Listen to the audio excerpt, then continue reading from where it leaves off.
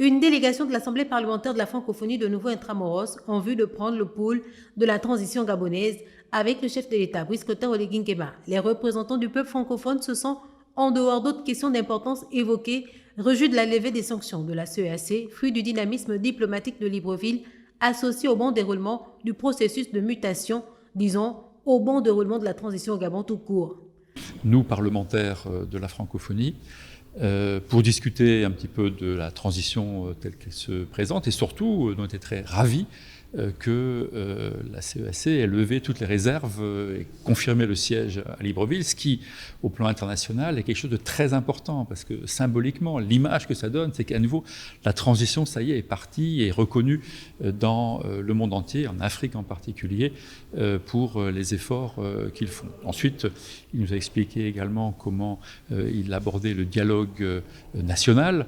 Et pour nous, c'est intéressant de voir que dans une situation inédite pour un pays de transition, il y a un dialogue qui se fait inclusif avec tout le monde.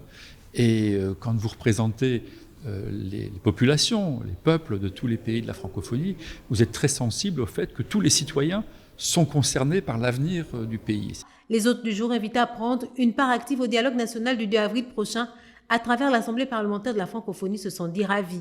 Satisfait et parfois même impressionné à certains moments par cette capacité de créer un dialogue complètement inclusif, comme on dit, donc qui concerne tous les citoyens.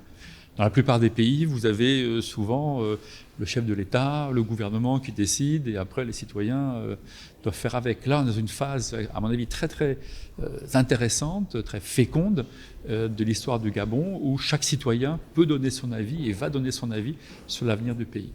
Beaucoup de plaisir, oui, c'est intéressant, du part d'observer, mais de vivre aussi un moment qui est un moment quand même un peu historique dans l'histoire d'un pays. C'est pas donné à tous les pays. Chez nous, par exemple, la plupart du temps, la vie démocratique continue avec des élections, etc. Là, il y a vraiment une séquence très très nouvelle et très intéressante de l'histoire du pays.